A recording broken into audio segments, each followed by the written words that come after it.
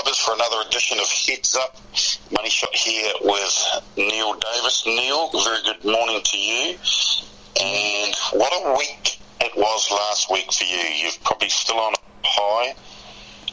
The punters proud at the Tauranga meeting on Friday. A nice $18,000 profit on the day. Be nice to have a day like that every day of the week, wouldn't it? Yeah, it sure would. No, it was a great thrill for everyone there, and one of the biggest thrills I've got in racing, I reckon.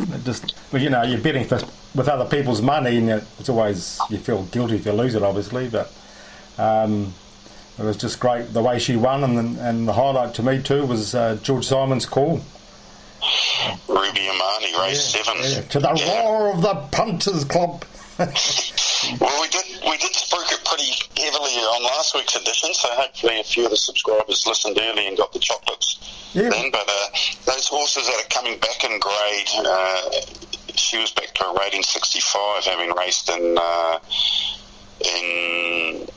much stronger company, Weight for Age company previously, and rating 75s, etc. So something to look out for, those horses back in grade, and she was never far away either in those good races, so she wasn't disgraced. So it's good to see her get a nice win there last Friday. And of course the big racing at Te Rapa on Saturday, Lizzie Lamour defied a huge betting drift. Maybe the way the track was playing helped her a bit and disadvantaged her more favoured stablemate Love Affair and 5 to Midnight winning the Cup. Yeah, Lizzie Lamour just got the right run, didn't she, outside the leader. The sectional said favoured the first 3 or 4 runners, and Love Affair, what a run from her, coming from back there. I thought, well, during the running she's got no chance, but she got out and just kept on coming, didn't she? So 33.4, I think, for the last 600 metres. She has to win a group race at her next one. Next start, I'd say, Neil. She's in the Ritual Mile on New Year's Day. I'd say that'll be right within her grasp, you'd think, after that run last Saturday. Yeah, you'd think so. Nice weight, yeah. And 5 to Midnight, same thing. They only came home in 34.5 off the front, so you had the Cosy Trail all the way, and Promise to Rain, and a big race coming off the pace, so that was a good run. And Maygrove got the shuffle a bit, coming towards the turn and ran on nicely. So those 3 are probably the horses to follow out of that race, but good to see 5 to Midnight back in winning form. And we should touch on another horse that was a very impressive winner at Te Rapa, Your Bet of the Day, She's a Thief.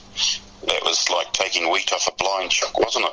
Yeah, gee, just lovely looking filly, and when she hit the lead it was all over, wasn't it? With nice. Yeah. She's off to the Eclipse Stakes on New Year's Day and then the Karaka Million, but looks a filly of untapped potential. But hey, there's a few 2-year-olds putting their hand up, so it's going to be an interesting next few weeks for the babies. So yeah, a lot can change in a short period of time with those 2-year-olds. Yep, too right. No, there's going to be great racing over the next few weeks, especially leading up to that Karaka Millions. So it'll come down to the draw and the best run, I presume, again. So might even go up for it too. Should be a good day. Okay, we're back with part 2 with a preview of a couple of good races at Awapuni. Right, tomorrow we have some nice racing at Awapuni track, and I see the rails come back in from 4 metres to 1 metre Money Shot. You must have a 2 or 3 sorted out there with that rail coming in, have you? Well, you'd think that would maybe favour on-pace runners. With the realignment of the track of that top end, it seems to be more of a front-runner's track than it used to be. Yeah. But in saying that, horses like Duplicity last week got home late from back, so it still was a pretty fair track, I'd say. Yeah. The feature, the Hotel Coachman Manawatu Cup. Yep. 2,100 metres this year, not the traditional 2,300. And I think you like one that's paying double figures in Woodsman, Neil. Yeah, I tipped it out last week and he just missed the jump and got back and ran on nicely. We all know he's a horse that if he gets to the front, he's a hard horse to run down. And Anna Jones, the last 2 times she's ridden him, he's jumped out well and led, or sat second outer. And if she can get him out nicely, I think he could upset this lot, especially if he got to the front. I can't see anything taking him on.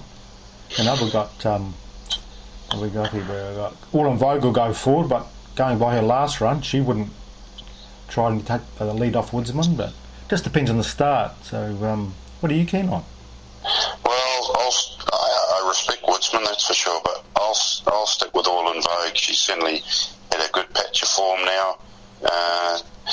And out of the good mare, Tall Poppy, who of course was trained at Awapuni by the master Noel Eels, won the Wanganui Cup last time and still gets in pretty well at the weights. So I'll stick with the informed mare All in Vogue at $6.50. I see Box of Chocolates, $4.20. This horse went up 17 rating points on its last start win. That's a big jump, isn't it? Gee, it sure is. 17, so that's from 71 to 88. Correct, yeah. So it's certainly not well off in the weights.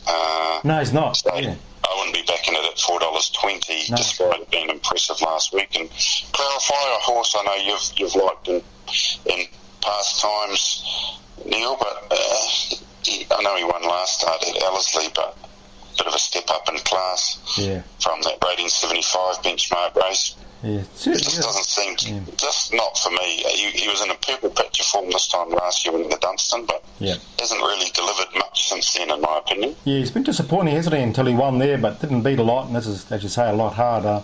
Drawn one, got the right weight, and he's been putted in from, I think, $5.80 to $4 something. So, but yeah, I don't know if he's just good enough to beat some of these. We'll find out tomorrow, but it's a sort of race where you only...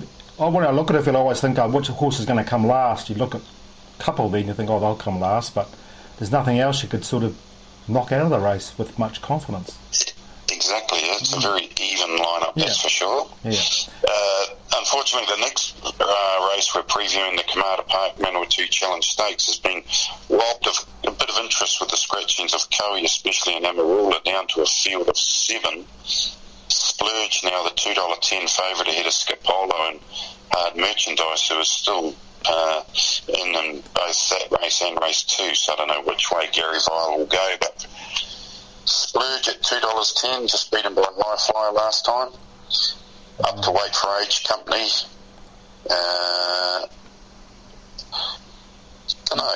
Not for mine. Not for mine at $2.10. Yeah, I agree. $2.10 is just too short. And but also like Ringo there, Amarula's out obviously. Scapolo, we know how good he is. And he'll be right on for this race. Even Ringo drawing one. It's a good horse. Yeah, I think he's placed in this race previously. I'll let you know on a little secret, Neil. It's one of your bugbears, so I'm giving you an early Christmas present. What is it? There was a horse in this race that went massive at the Stratford jump outs the other day. Oh, lovely. Yeah, no one knows about it until now. Scapolo apparently looks very good in that hit out, and Wait for Age will be right up his alley. And I know his record on the course reads poorly, but if you delve deeper, he's had a few fourths and not far away from the winner in this race. So I'm prepared, with it not being a vintage Challenge Stakes field, I think Scapolo and the Magic Man can get the chocolates tomorrow. Yeah, that's interesting information. I know yesterday at Otaki, Ipanema won a jump out at Levin. Nearly 100 horses went round there and no coverage whatsoever, and comes in and bolts in yesterday. So that'd make punters happy, obviously. So what's Scapolo paying? $3.20. $3.20, yeah. Here's the best horse in that race, you think, and Johnson's on him for the first time, I think, too. So it's going back to the form here. I can't see Lethal. Generally an apprentice's horse, isn't he? Yeah, the last... you're right, about the last 20 starts. Yeah, you're right, Johnson probably is the first time. But yeah. And you'd think La Fianjou and Hard Merchandise will go forward and they won't go too slowly because they can tend to over-race sometimes. And Johnson will get them... Small field should suit too. And you think so, too. That's good information because Splurge just gets beaten a bit too often for my liking at $2.10. So, okay. No, Scapolo, sounds good. What about what are we going to have a chocolate fish on? We better get back to that, or a chocolate mince pie for Christmas. Chocolate mince pie sounds good. Or just a normal mince pie, probably. Yeah. With cheese, yeah. But back to the Coachman Manawatu Cup. I'm keen on Woodsman, as long as he jumps away. Are you going to... All right, we'll go All in Vogue v Woodsman. You're very generous, giving me a more favoured runner at a straight out head-to-head chocolate fish bet. They have to start calling you Santa. Well, if Woodsman jumps, he'll be leading and Wollongong will be looking at him down the straight somewhere, so they'll be fighting it out, hopefully. And for a good race. Rightio, I said there's a punters challenge on at Awapuni tomorrow. Yep, the Manawatu Punter of the Year, so $720 betting money required, so $90 a race over the 8 races. Oh, yeah. And should be a good day out. They normally get a good turnout for that day. What's the prize? Free entry into Punter of the Year at Hawke's Bay and a bit of cash. Good. Yeah. It's often a lot of groups having their betting syndicates save up all their money throughout the year and then have their end of year shindig in the Punter of the Year at Manawatu. So the turnover should be pretty solid, I'd say, tomorrow. Yeah, looking forward to that. They're good fields, aren't they? Good betting fields, and so a few anchors there, the looks of it earlier on. So should be good. When it looks too easy, you know what that normally means, Neil. That's right, yeah, we all know that. Okay, back with the combo at the moment. We're going to combine part 3 and part 4, all in one go. Right, back with a combination of part 3 and part 4, and last night I was up, not too late, I might have got the rest of that Big Bash cricket last night and really enjoyed watching the replay this morning. It's a good format. You've been following the Big Bash, haven't you, Manisha? Yeah, I watched most of last night's game. Certainly on the hot summer nights when it's hard to sleep. Yeah. It's good to watch a bit of cricket, and it's very entertaining the way they package it up with the commentary and all the crowd involvement, and being only a 20 over a side game, it's all over in 3 and a bit hours. The Renegades looked pretty good last night, you'd have to say. They wouldn't be the worst if you wanted to have a long-range punt to win the overall comp. Just bringing up those odds now. Only danger is they only got, was it 1 down at the end, weren't they? 1 or 2 down? 3 down. 3 down. If the batters sort of further down the order don't get a chance to have a whack, it's a bit like a horse having a race, I suppose, isn't it? When it comes to their bat, they may be a bit fresh later on, but remember last year the odds for those when they got out, at $5 and $6 or more, some of those games swung right around, didn't they? And they got pretty good. Yeah, you can definitely get turnarounds for sure. I see the Renegades are actually favourites at $4.50. Gee. So Hurricanes, their opposition last night are the outsiders at 13s, but you might want to throw the Renegades into a multi. They play Brisbane next on tomorrow night, actually, so they back up pretty quickly. Is that Brendan McCullum's team, is it? Brisbane Heat. Yeah, they had a win. They beat the other Melbourne team, the Stars, on Wednesday night. What about the darts, Neil? Our man Van Gerwen, he won his first round game effortlessly, but there's been a few casualties.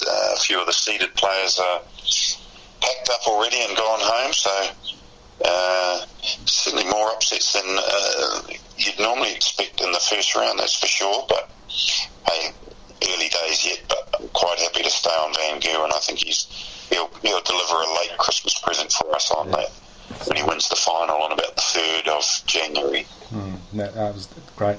Now, last Friday we were chatting away to a jockey there that was very helpful and very pleasant. And you have a bouquet for her, I hear. Yeah, Trudy Thornton, very hard-working lady, and you can tell the work ethic and the amount of just the way she conducts herself. You can see why she's getting the results she is this season, and still riding as good as ever. I think it's 50 mumble, we'll say. And obviously daughter Sam's following in the footsteps of her mum and riding well and top of the premiership. So bouquet to Sam and Trudy. Keep up the good work, ladies. You're a credit to your profession. They certainly are. And Sam, that horse she rode on the last race at Ruakaka on Tuesday. Acceleration. Gee, that was a good ride. Just said it jumped out, relaxed it at the back, and picked the right path coming through. And I think when they're riding with confidence and you think, yes, I can win, everything just seems to have worked for you, doesn't it? So she seems to be on that roll, and it's been rolling along for a long time. So, yeah, keep it up. And you've got a bouquet too. from that day? Oh yeah, definitely. George Simon's call. And you play back the replay, he really sort of hyped it up about the atmosphere of the Punters Club and everything, with Ruby and Marty hitting the front and to the roar of the crowd, and it's just good for racing, and I'm sure people who were there that day will come back and have a go at the Punters Club on the January the 2nd too. So no, it's good for racing, all the excitement. So well done. No brickbats. I could give one out, but it's Christmas time, so we'll stay away from that. Good on you, Grinch. Multi-question last week. About a dozen of you got Sam Collett right, so that was good. What do you got this week? A bit harder one this week, we need. Yeah, we'll make it a bit harder. That was pretty easy last week, so this one, test your memory a little bit. We mentioned Noel Eels earlier in the program, and he trained 4 different horses to win the Manawatu Challenge Stakes. 2 of them actually won it twice. Simple question. You only need to name one of Noel Eels' winners in the Manawatu Challenge Stakes. Now, I'd say three of the 4 would be amongst the very best horses. If you're thinking weight for age horses, they'd be amongst the very best he's trained. So it's not a hard question at all. You just have to think back, what good weight for age horses did Noel Eels train that could win over 1,400 metres, and get your entries either via text or email to Neil, and you could be winning the multi-comp and getting a free $20 multi tomorrow. Yep. Just text me on 027 352 6402 or formpro@formpro.co.nz by 9pm tonight.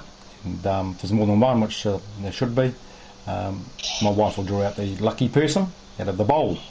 So get those entries in. Right, and the dog ratings are still going well? They are actually. David's working really hard on changing the dog ratings, the way we rate them.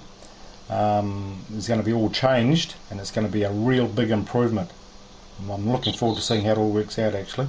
And because there's no dog ratings on Christmas Day, we're going to have them free on Sunday for I think it's the Auckland Greyhounds and the Gallops as well at Gore. So you can look forward to that. And lots of racing coming up, isn't there, over the next 10 days around the country. I'll be previewing all the North Island meetings, staying clear of the South Island meetings. But you got a busy few days ahead, have you? Yeah, I have actually. Well, very much. Might sneak up to Ellerslie for maybe both days, don't know yet. Maybe just Boxing Day, and Tauranga on the 2nd will be a big day, so yep. Might even get to Taranaki on the 27th. You never know your luck now, so sure. A few good meetings to get involved in. Yep. Okay. We'll be back next Friday for the last show of the year, but in the meantime, Money Shot, thanks for your support this year, and have a great Christmas. And I'll have a drink. Same to you, Neil, and your family, and don't eat too much Christmas dinner, so you'll be fresh and ready to go on Boxing Day. Yeah, no chance of that, but looking forward to it. You get the family coming down on Sunday, so that's looking forward to that as well. So everyone, have a Merry Christmas, and we'll catch up with you next Friday.